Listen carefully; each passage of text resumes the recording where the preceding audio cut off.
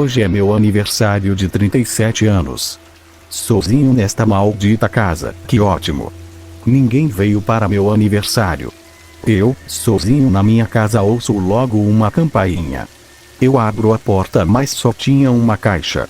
Eu a levo pro quarto e abro imediatamente.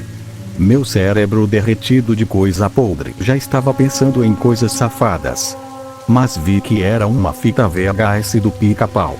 Eu lembro do Pica-Pau faz anos. Lembro-me de assistir em algumas regiões onde moro, na Califórnia, nos Estados Unidos. E então, eu dei uma última mordida no meus Snickers de chocolate e comecei a colocar a fita para rodar no videocassete. Eu já iria começar a dizer o que era esse tal episódio, mas antes, queria dizer a respeito da capa. Que era uma arte bem estranha, era uma arte do Pica-Pau Biruta de 1940, mas retirado da capa de um DVD chamado Pica-Pau e os Clássicos Malucos. Só que o que me pegou foi os balões de falar. Eu lhe dou avisos. Que avisos ele tava dizendo? Eu simplesmente ignorei e botei o VHS, mas exatamente quando o VHS entrou no aparelho, o ruído ecoou lá de fora. Eu juro que ouvi nos meus ouvidos algum sussurro, dizendo que era para colocar a fita, e bem, eu achei que eu estava bêbado, já que eu havia bebido apenas um gole de vinho, e só, mas eu estava muito enganado. Bem, voltando ao ruído, fui na janela para verificar e percebi que uma das latas de lixo havia caído na rua em frente à praça que fica aqui perto de casa. Eu me assustei. Eu pensei, e bem enquanto eu olhava ao lado de fora, o áudio do VHS saiu alto demais, e quase acordei as pessoas naquela madrugada.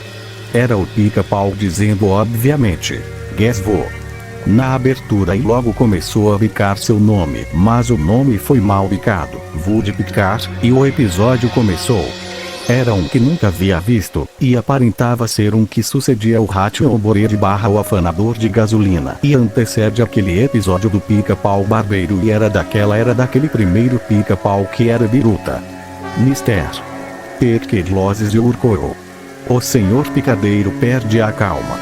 E o episódio começou com o Pica-Pau terminando sua risada, mas com a língua de fora e com os traços de 1940, 1943.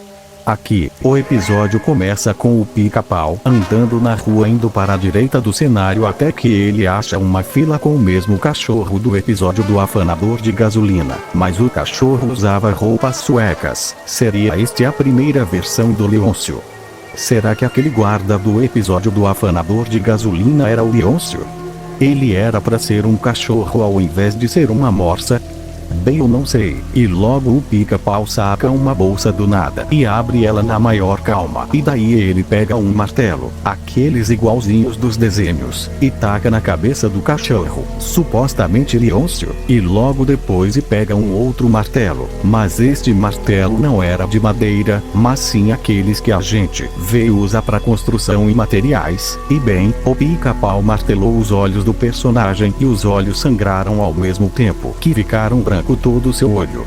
E neste momento outro barulho do lado de fora, dessa vez era um tronco de árvore que caiu na rua, estranho, e o Pica-Pau ria da cara dele, não sendo a sua risada clássica, mas sim uma de deboche, e logo depois ele vai a um supermercado de um personagem que aparenta ser um urubu amarelo, Zeca Urubu, como sua primeira versão, assim como Leôncio.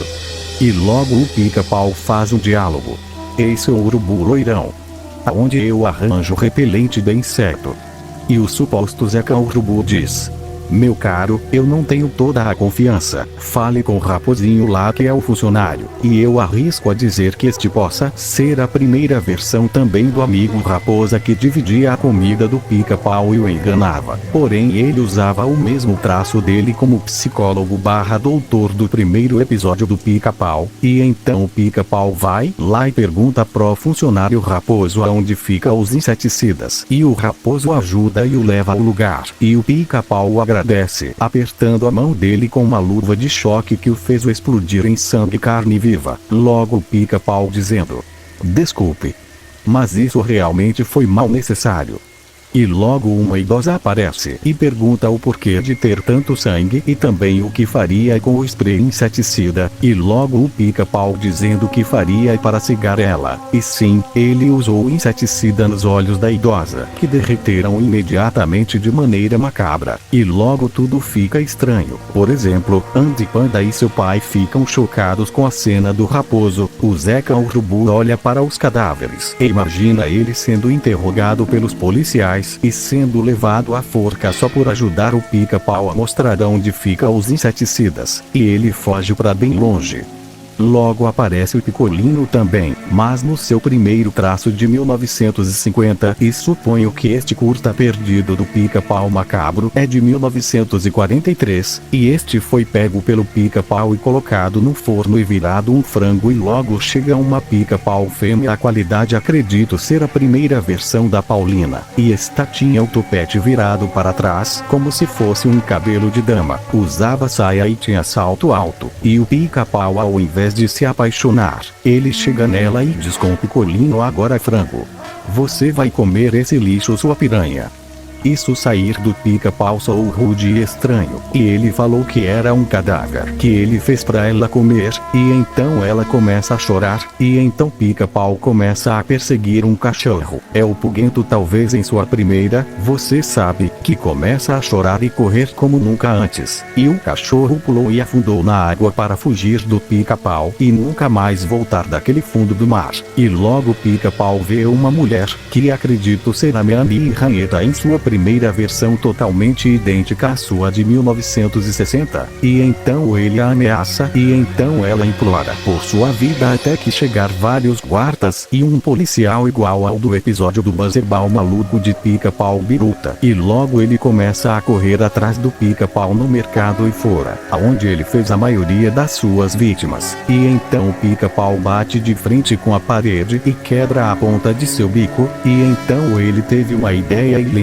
lembrou que havia uma bomba ultra explosiva, e a qual ele usou e explodiu, e assim todos morreram com visceras e tudo mais. E logo depois da explosão, meu VHS player pifou e saltou do nada pra cima dos meus videogames, PlayStation 4 e Xbox Sony.